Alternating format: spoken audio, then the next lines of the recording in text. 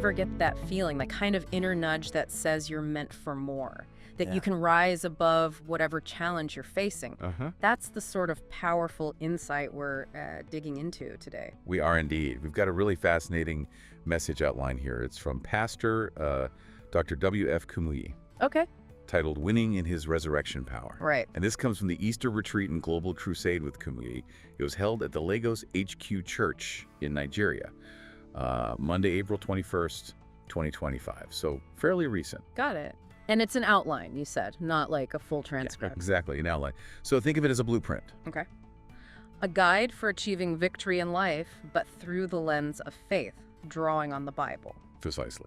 And for you listening, this is kind of like getting the cheat sheet, right? We're pulling out the core principles, the, practical steps maybe, Yeah, the actionable insights. to conquer obstacles without getting too bogged down in, let's say, really dense theology. Well, our aim is pretty straightforward here.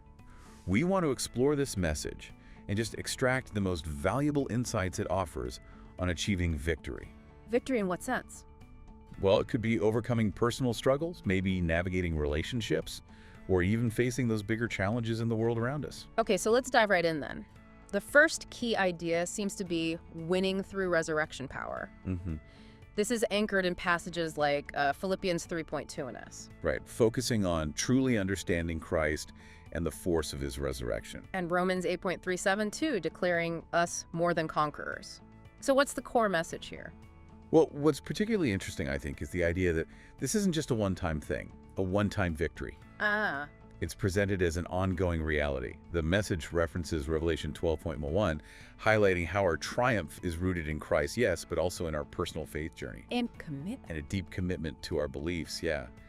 It suggests this continuous empowerment to overcome. And it gets pretty specific about what we're actually up against. It does. Pastor Kumuyi identifies sin, self, and Satan as the primary adversaries. The main three, yes. But then he expands on this, right, with a fairly comprehensive list. Yeah, it's quite detailed. Things like carnality, which I guess you could think of as prioritizing those immediate, maybe selfish desires. Exactly. And then compromise, fear of what others think. Falsehood, fraudulence. Worldliness, weakness, wickedness. Wow, it's quite a list of potential hurdles. It is. And the message is quite clear that these negative influences, it calls them, the works of the flesh, the world of filthiness, and the way of falsehood, they're not meant to defeat us. So there's a strong sense of assurance here. Definitely. A promise of overcoming challenges at every crossroads and every turn, no matter what obstacles might pop up. Okay, now here's a concept that, well, it really prompts some introspection, I think. Counting earthly gain as loss to win Christ. This comes from Philippians 3.7 to 8. Where Paul reflects on his past achievements, his pedigree, his status. Right, and he decides they're, insignificant compared to knowing Christ. It's a total shift in what he values. It really is. What's the deeper implication for us today, do you think? Well, if we connect this to our own lives, it really pushes us to examine our priorities, doesn't it? Yeah. What do we truly value most? This part of the message challenges us to consider if the things we might gain, maybe by compromising our core beliefs, are truly worthwhile in the long run. Like what perceived securities or, advancements might actually lead us away from something more meaningful. Exactly. What seems like a gain might actually be a loss in a deeper sense. And to illustrate this kind of radical reevaluation, the message points to the story of Moses. Ah, yes, in Hebrews 11. Imagine this. He had the potential to be a major power player in Egypt. All the perks of being raised as Pharaoh's grandson. Huge potential, yeah. Status, wealth, influence. But he chose to identify with his own people, who were, facing hardship. He saw the reproach of Christ, greater riches than the treasures in Egypt. That's a powerful choice, especially when you consider he could have been, maybe not emperor, but certainly very high up. What makes his decision so resonant, according to the message? It's the long-term impact. He willingly gave up potential worldly power for a greater purpose. He eventually became this pivotal leader and figure of faith. Right. So the message uses this to highlight the wisdom in choosing a path driven by deeper values, even if it means sacrificing immediate worldly advantages for a more significant, maybe less visible reward. Then there's the story of Ruth, from the book of Ruth, chapters 1, verses 10-19. Ah, another compelling example.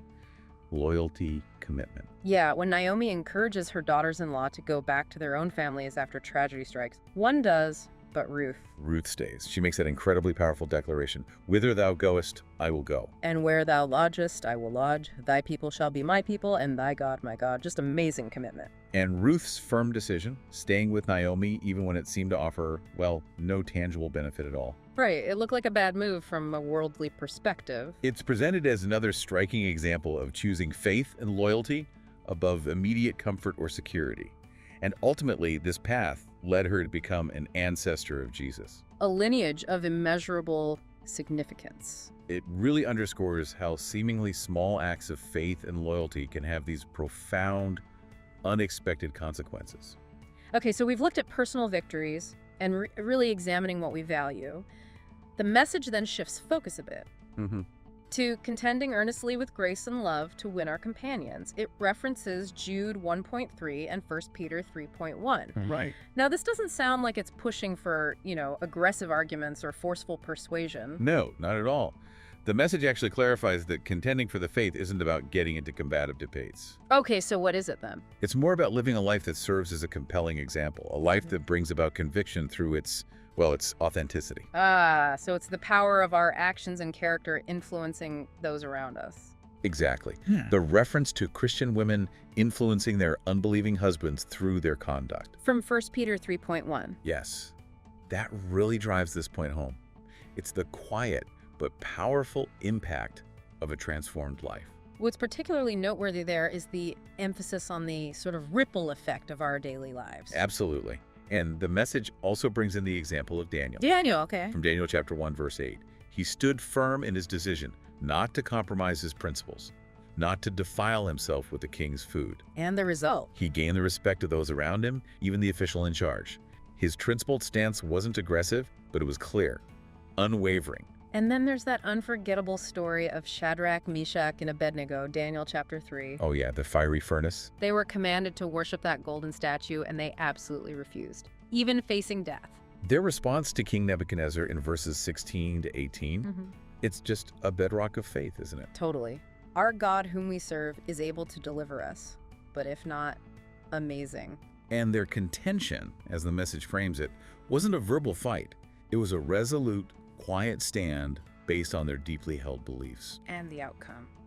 As the message points out later in the chapter, verses 28 to 30, their miraculous deliverance led to the king himself recognizing their God. And he promoted them. He did.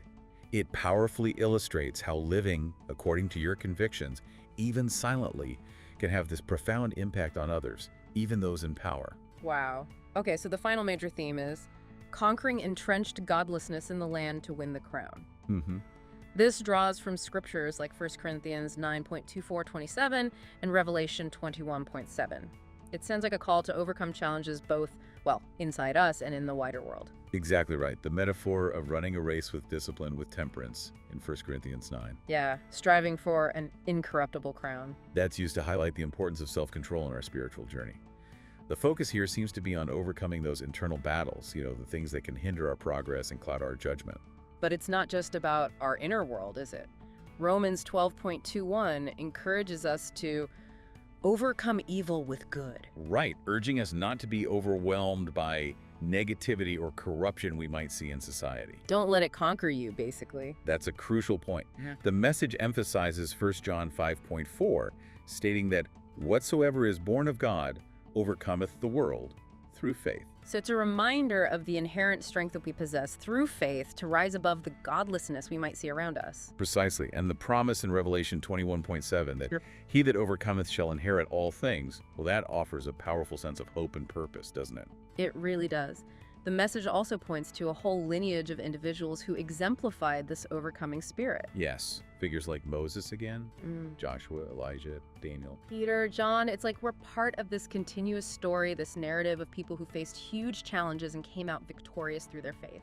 And by highlighting these historical figures, these heroes of faith, the message aims to inspire listeners. How so? With the understanding that similar victories are possible for them, for you listening. It's about tapping into that same spirit of resilience and faith that characterized these overcomers, as the Bible calls them. And throughout this message outline, Pastor Kumuyi includes these really potent quotes that kind of encapsulate the core ideas. Yeah, they're quite impactful. For instance, he states, "Our victory has come through Christ who dwells in us, and we have victory over sin, self, and Satan." That's a powerful declaration of inner strength. It is. And quotes like, all the things you would gain if you remained in the world should be counted as loss for the excellency of Christ. That ties back to the Moses and Paul points. Exactly. Or, contending for the faith does not mean fighting and arguing with people, but living a life that conquers all the arguments of the people around us. That really distills the principle we discussed about influence through example. They really help to crystallize the key principles into memorable statements. Now, the message concludes with something specific, doesn't it? What it calls a call to a decision. Yes, it does. It explicitly states its purpose. Part of it is to guide those who don't believe towards Christ. Good. And also to offer guidance for believers. It actually includes a very straightforward prayer for salvation and forgiveness. Okay. So it's important, I think, for us to recognize that this call to decision, including the prayer and the connection link provided. The one for gckhq.org/connect. That's the one. They're presented as integral parts of the original message outline. They reflect the intended outcome and application of the principles discussed. Right. We're conveying what's in the source material itself. Exactly. So as we kind of bring this deep dive toward a close, what are the key takeaways for you, our listener? What should you maybe hold on to from this? Well, I think ultimately this message really underscores that true lasting victory in life across all its dimensions is presented as accessible through faith in Christ. Okay. It challenges us, maybe you listening, to reevaluate our priorities, urging us to place greater value on spiritual growth and on perhaps temporary worldly gains. That counting it loss idea again. It emphasizes the transformative power of living our beliefs authentically, as a way to positively influence others. The quiet contending. Right. And it encourages us to actively confront both our internal struggles and the external challenges of the world through faith and self-discipline, running that race. It really prompts you to consider, doesn't it, those earthly gains in your own life? What might need a second look in light of pursuing deeper meaning and purpose? That's a great question to reflect on. And how might consciously choosing to live your convictions rather than just arguing for them, how might that reshape your interactions with the people around you? Definitely some powerful food for thought there. Yeah, so if this exploration resonated with you, you might find it valuable to perhaps further explore the biblical passages we mentioned today. Or maybe look more into Pastor Kumuyi's teachings, if you're interested. Absolutely. This has really just been an initial journey into the specific message outline on achieving victory.